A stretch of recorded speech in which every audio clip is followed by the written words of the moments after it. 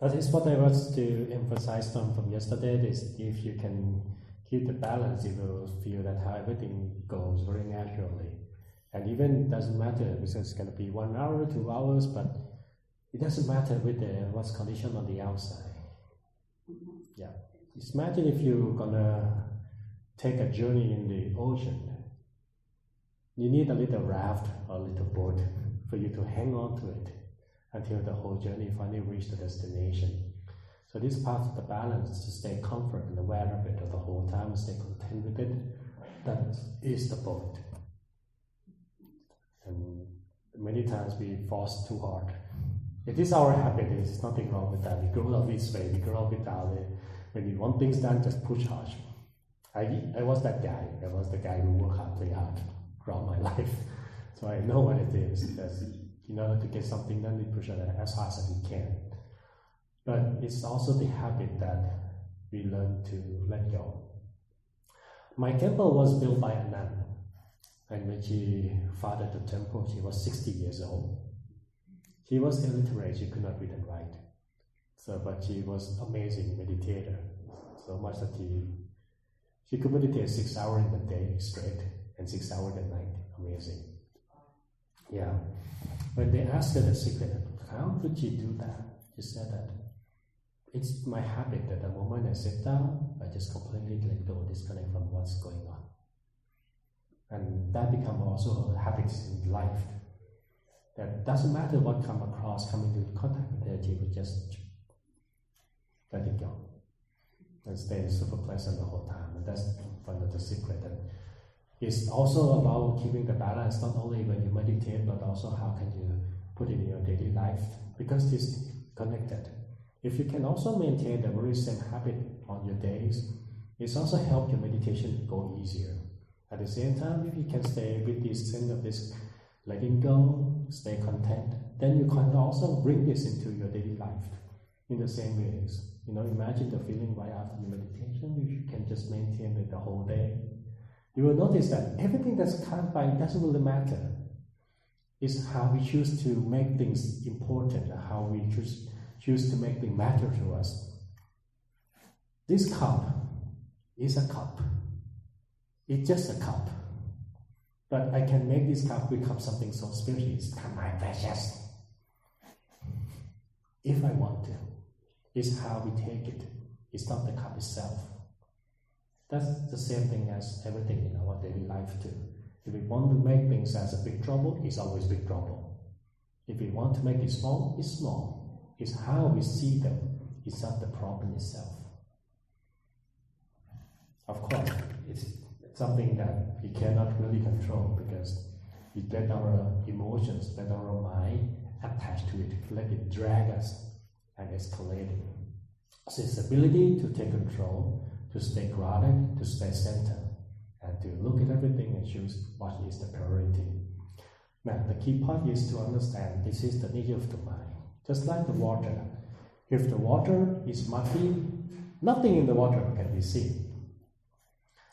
In the same way that everything is clear, when the water is crystal clear, you can see what's inside the water, what's swimming inside, creatures, rocks, anything underneath is visible. Our minds likewise, when the mind is very murky, clouded, we can't see what's inside. We can differentiate easily, right and wrong, good and bad, truth and truth not. Yours, mine, self-benefits, other people benefits, this got mixed up because we cannot see through it. On the other hand, when the mind becomes clear, we see better judgment. We transform our reactions into our response. So instead of letting emotion take control, we started to contemplate, to reflect what is more benefits. When people talk to me about how do I let go things in my life, how we can improve different benefits, it's all about key points. It's the essence is about having a clear mind. That's the essence. The clarity of the mind will help us to see for ourselves and find better judgment. The clear mind without the transformation of emotions. So, the main point is that how we can stay with it, because this is the tricky part. When people talk about the whole Buddhist context and they want to know what it is, The Buddhist context talk about mainly, and even the Buddha himself, he put in the word just one quote, that throughout my life I taught exactly two things. Number one, what is the nature of sufferings? And second one, how to end sufferings. The other way to explain is more like address the problem and solve it. Plain and simple. So to address the problem is to understand the nature of the problem, or to see the nature of the world. So two things that we probably don't really pay attention too much, but it's the nature of the world. If we start to embrace, accept, we don't get too much worry about them. Everything on this world, everything, based on something called the law of the natural characteristics. And that natural characteristic is that number one is impermanence. You have to bear with my handwriting, it's just horrible. Impermanence meaning that everything that we know, everything on this planet, nothing lasts forever. No matter how much we try to hold on to the idea that it's going to stay forever, we're going to get married and live together ever after. Familiar with that? Nothing as such exists. It's going to change, it's going to transform, it's going to end one way or the other. They don't stay the same. You just have to, of course we can see the big building maintained for a long time, but if you constantly maintain it, you don't stay that way. That's how it is. But thank you.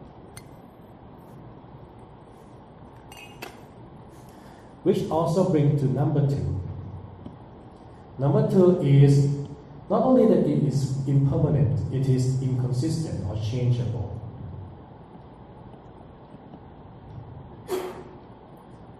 Everything in this world, bless you. Everything in this world always changing. Leaves change, season change, this building change, your body change, people change. Nothing stays the same. Even you in the morning and you right now are not exactly the same you. You're changing the whole time.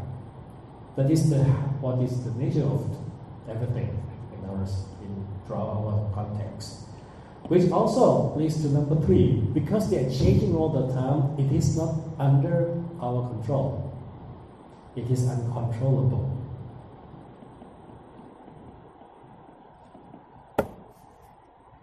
We can't control it from changing.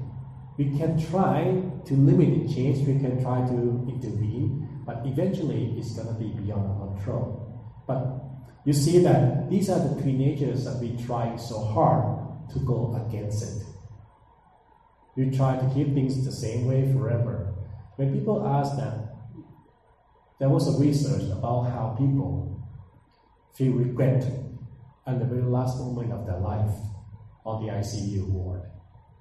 You will notice that people talk about the very same thing, that how they regret not spending enough time with people they really care about, how they regret spending too much time with work, how they regret spending times not having the courage to make the change in different things in their life that they wanted to do, wanted to try.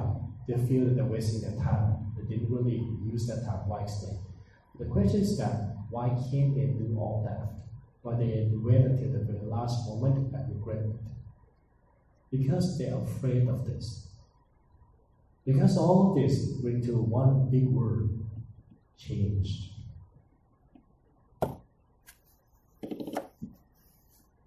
We have in our context explained that we are born with something called ignorance. Ignorance means knowing nothing. The moment I was born, I know zero.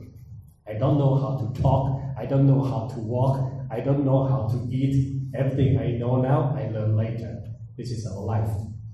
And by nature of human, anything that we don't know, we're afraid. When you walk into your house, let's say your basement, when it's very lights out, even you know how to go there all the time, you still feel a bit insecure, right? If I give you a little box and ask you to put your hand in that box without knowing what's inside, what is that? We are afraid of things that we don't know. And there is one thing that we will never know. It's called future. Future is something is always unpredictable. We cannot predict how it's going to be. We can we can create a potential. We can work very hard, save our money, try to secure everything, but eventually it's not going to go as planned. But we like to keep things permanent. We like to have the plan projecting forward and know exactly this is going to be. We like to secure our future, but it's not going to happen that way. The worst part is that when change comes, we can't embrace it. We get emotionally affected by the changes happening. That is not what we expected to have in the next 10 years, next 20 years, next 30 years. So, the part of this is actually all about accept and embrace as a challenge. Because eventually we can't control all that's going to happen. Imagine this. Try to look at the bee, okay? Because my drawing was as fast as my handwriting. A little bee fly to the flower. What does the bee want from the flower? The nectar, right? This is what the bee do. So when the bee get the nectar, what does the bee get afterward? It mixed and it creates a lot more flower, right? The question is that, does the bee expect other flowers to grow? Not really. It's grown by the nature, right? Does the bee want it? Probably not. The bee doesn't want new flowers. The bee just wants the nectar from the first flower. But by that action, it creates a side effects. A lot more flowers coming. Some flowers, the bee might not like them at all. But the thing is that the very same bee gonna have to go to flowers every day in order to survive. It's the duties of the bee to keep going to the flower. And each time it goes to the flower, it creates a side effect along the side you can't control. It is the same thing that even though we try to fix our future in only one certain way, but when we keep going ahead, it creates side effects that are not under our control, which is going to alter the course of the thing that we secure beforehand.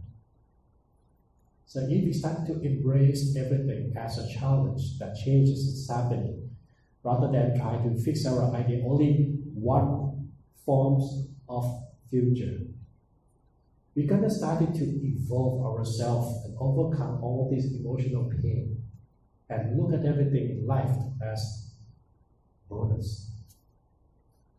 Yesterday I said to you that happiness is not what you have, who you are, but how you think. What we do, we like to secure it, but we can't. And that's the part of the controllable that I was trying to do. Nonetheless, a lot of time people get confused between two words a lot. Let go and neglect.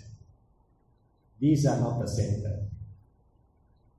When we want to control, remember this yesterday, the stress management thing that I told you about, expect all the details, expect perfections, trying to control every aspect of life. We try to control the outcome. When you do your job, you want to control the outcome in one way. When this doesn't happen according to what you expect, how do you feel? Disappointed, upset. Then what do?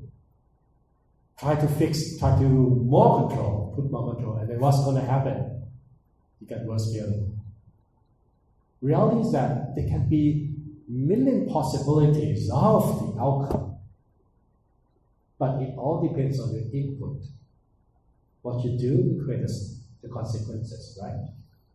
So which one you should be more focused on? The input or the outcome? The input.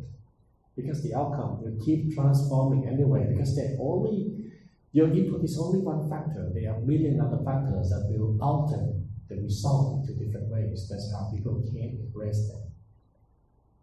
Now, let me give you an example. In Thailand, do you know how we catch the monkey? You know. Others knows. In Thailand, the way we catch the monkey is to have a coconut. Okay, we put a little hole, we make a little hole, we put nuts in the coconut, and we wait. We wait for the monkey to get naughty and curious. They're coming down from the tree, they stick his hand in the coconut, and they want the nuts, right, so they grab them. So what happened after the monkey grabbed the nuts? It's stuck. Now the hands of the monkey is stuck in the coconut. It has a huge coconut cover his hand. He screams so loud, he's trying to get back to the tree, he's running wild, but he can't go anywhere because he can't climb anymore. So finally, that's how they catch the monkey. But to be honest, has anybody really trapped a monkey? Because if the monkey wants to be free, it is so simple as to let go of the nuts. That is the desire to control. The moment we desire to control the outcome, whenever we desire anything, we attach ourselves to it and become trapped. Instead of giving ourselves the sense of freedom that there could be many other ways to get the nuts, there could be many other coconuts that is even more interesting. But we trap ourselves in only just one thing, and the whole time that we feel suffer during the trap, who caused it? Is it the hunter's fault?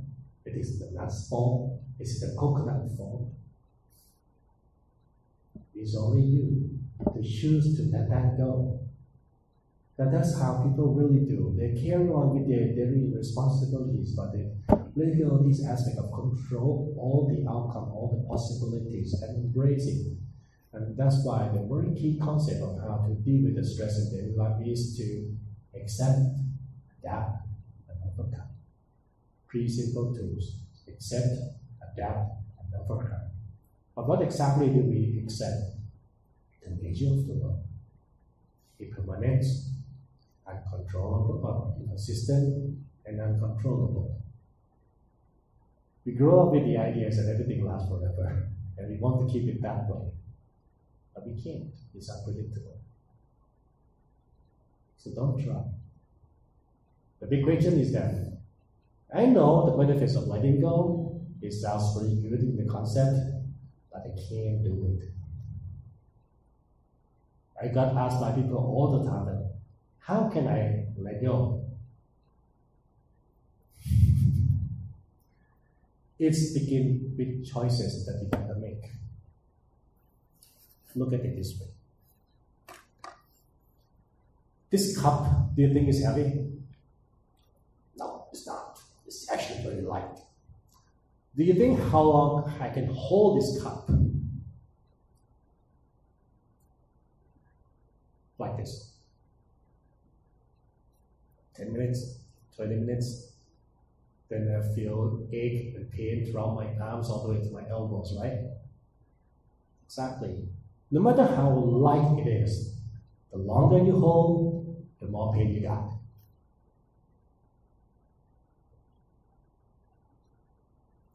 Anger, frustration, irritations, any negative feelings that you got, the longer you hold on to it, the more pain you got. If you want to be free from the pain, make a decision that it is enough.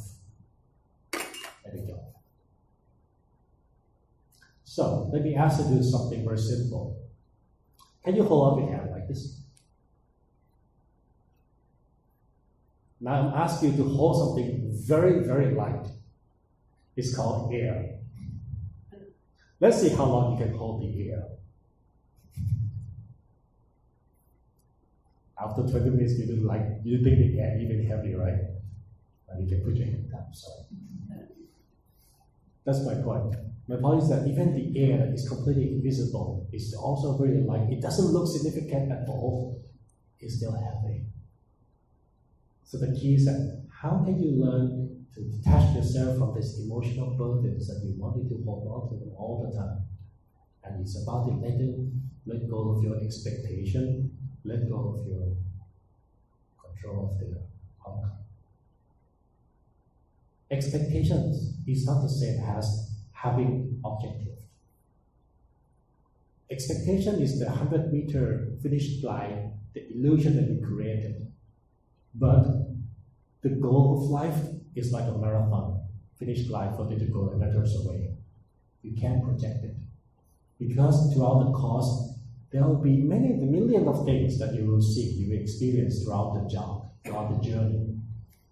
But we fixate so much on that, it has to look exactly like this. But to be honest, when you come across all these achievements in life, do we feel really that happy?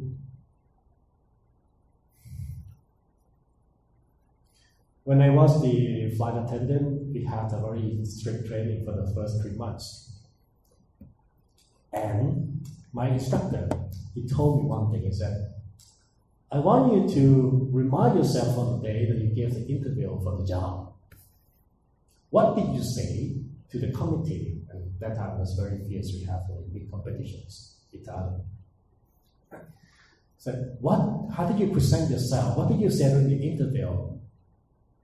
You're going to say all the good stuff. You're going to say that I work very hard, I like to have the experience of these jobs, I feel that I can represent the company, blah, blah, blah, blah, blah. You feel all of these things, right?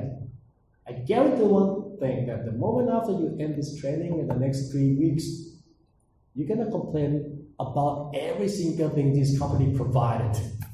Your schedule, the flight conditions, the equipment, no vacations, you're going to complain all that. So I want you, when you're about to complain, to remind yourself what you said on the first day.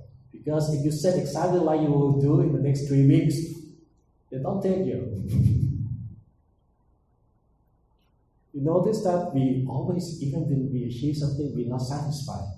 Because our expectation of happiness is greater than the happiness itself. Our projection of happiness is even bigger than the happiness itself. That's why when we are there, we don't stay in that happiness for very long. Very shortly, we move on to something else. Because it's not what on the outside that makes you happy. It's how you feel on in here. Expectation does not really bring that happiness. Of course, goal is what we need to achieve. No matter how long the goal it takes today, one little step to reach there. And it's all begin by embracing the nature of the world. It doesn't last forever. Pain don't last forever. Sorrow don't last forever. Including the superficial happiness don't last forever. The only thing that really you, true you, is you within. When you come back inside and find that peace within yourself, that's what's real. If you stay in that zone, everything else that comes on top of your life, we call that bonus. Something to be appreciative, not something to complain about. When I was in Latin America, they complained a lot about traffic. And whenever they complain, I have one simple answer for them. I don't feel trouble. I came from Bangkok. It's #1 in the world. We just have recent research. We have the worst traffic in the world. So I asked them that. When you are on the road with the traffic, #1, do you have to use the same road every day? Yes. #2, do you have to face the same traffic condition every day? Yes. #3, can you do anything about the traffic? No. So when you're stuck on the traffic, you got 2 choices. #1, upset, complain, try to move around, go as fast as you can, so you can reach your destination 10 minutes earlier, feeling frustration the whole time. Or tell yourself, what the heck, enjoy your music, enjoy some other time, you can do many things in your car. 2 choices. And you gotta make it your own. Nobody can make it for you. A few years back, I went to teach meditation in the prison in Brazil. It was interesting because we got more than you guys, 50 prisoners. They walk in here handcuffed one by one until filling the room. And for them, it was the first time they were seeing monks in a person. So they don't know what monks look like. It's like. The first thing I told them is that I'm not here to teach Kung Fu. They were so disappointed. So they ask, what are you? They don't ask who I am, they ask what I am. So I told them, I'm a monk. I said, what exactly is a monk? I said, I have 227 rules that I have to keep all the time. Okay. The next part, I got only one type of uniform that I wear them all the time. When I sleep, when I'm awake, when I go out, when I stay at the temple, I use only one type of clothing, one uniform.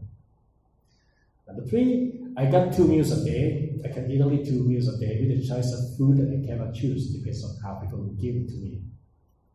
I got that.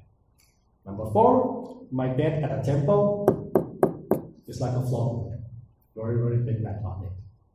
And number 5, the last one, I practice celibacy. So meaning, no girlfriend and no boyfriend. And they said back to me, you're just like me. Which is so true. Which is so true. They said, you're just like me. You're just like us in the prison. And I told them, yeah, you're right. It sounds very similar. But I got one thing different from you. And that's called freedom. The freedom I'm talking about right here, right now, is a freedom in terms of physical, because I'm just like you. But the freedom of the mind. Do you think that people who live outside this wall is free? Can they stop getting up in the morning and go to work? Can they stop being father and mother one day? They just live in different prisons and they build it up. Different prisons called economic prisons, social prison. And they have to be there, to be exactly, even if they don't like to be there, they gotta be there. So if you learn how to free your mind, because nobody can lock up your mind, then you get the true taste of freedom. The same thing, actually, even things in our lives. We don't want to be there, so when we're in the prison. So when you're in the prison, can you complain about it? Not really. All you can do is just try to make the best out of your time in there, right? The same thing is this life. So a lot of things that we cannot choose, Of course, I hate to go to work. I have to go to work. The question is that how I can make the best time at my work that I don't like. I know a lot of people asking me, should I change my jobs? And of course, if you want to change it, but you're not going to like it again. And even you change your job for the rest of your life, you're not going to like them all because you're not trying to find something you like about it. And you keep looking forward to something to like, expectation, right? You're not going to get it. But if you started to embrace everything, just this job, this thing that I like, then you have given yourself opportunity to appreciate more things. You may find more things to like about. That's when you even move to other things, you can look for the same thing, it's a different mindset. So this is how it works. So,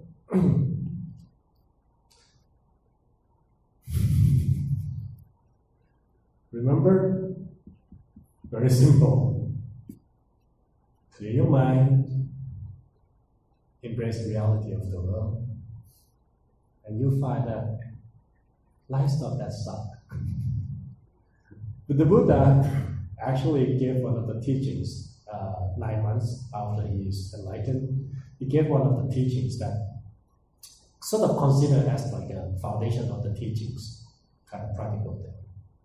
The first sentence said so beautifully, patience is the way that helps us purify our own mind. I always translate in a very easier way. Life sucks, so suck it up. That's it.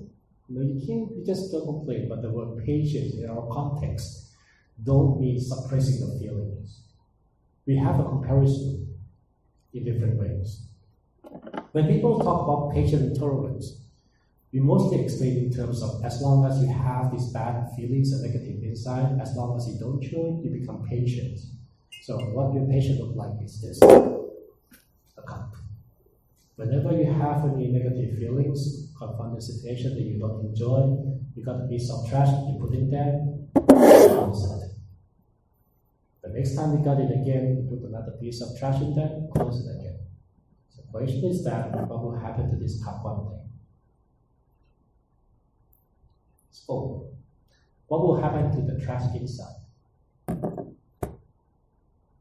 It feels so bad. You can't open them anymore because it's still very terrible. How many times in your life that you felt that you fed up so much that you become like a walking time bomb that ready to explode at any moment? That's when your cup is full. What you do as a meditation is to throw away the cup, which is in a way, it's good. But to be better than that is the concept of patience. As instead of having a cup, look at them as the ground.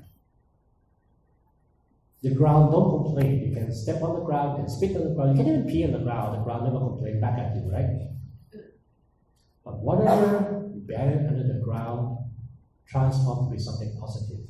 You put trash under the ground, it transforms to be fertilizer for the flower to grow. If you put a piece of carbon under the ground, when it passes through heat and pressure, it becomes diamond. Instead of trying to suppress the feeling, transform your mindset and look for something positive about it. There always be, if you choose to look, the only way to look. Yesterday I told you, salt and sugar look alike. Diamond and carbon as a charcoal actually has exactly the same molecule. The only difference is the alignment of them. They don't make much difference. So you have to choose to look at. That's why happiness is not what you have, who you are, but how you think. So let's call it today for the first part. Catch up there later after that.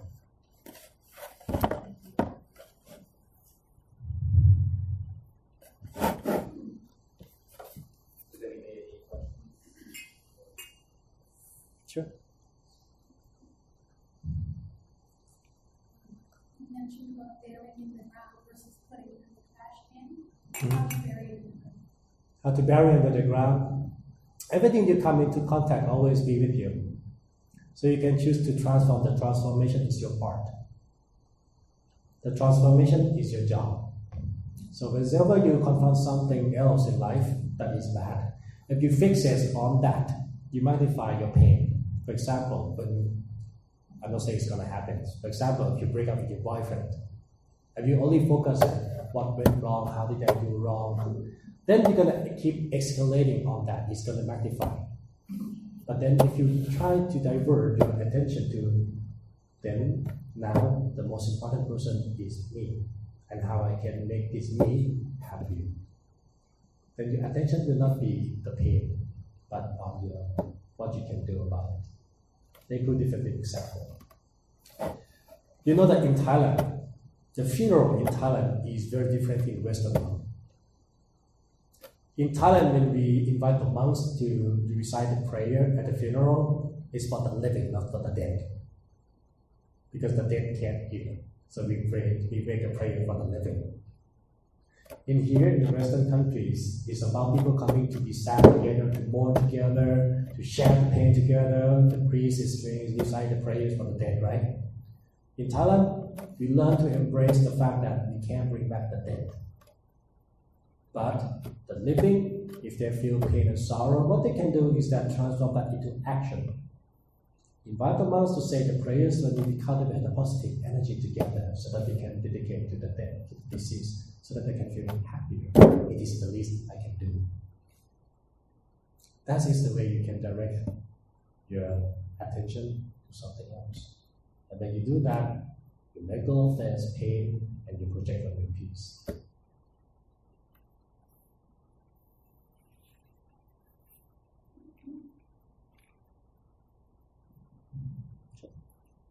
Yesterday you talked about sometimes when you see somebody because of the habit of association of certain feelings, even without saying a word, a certain feeling can perception come in your mind.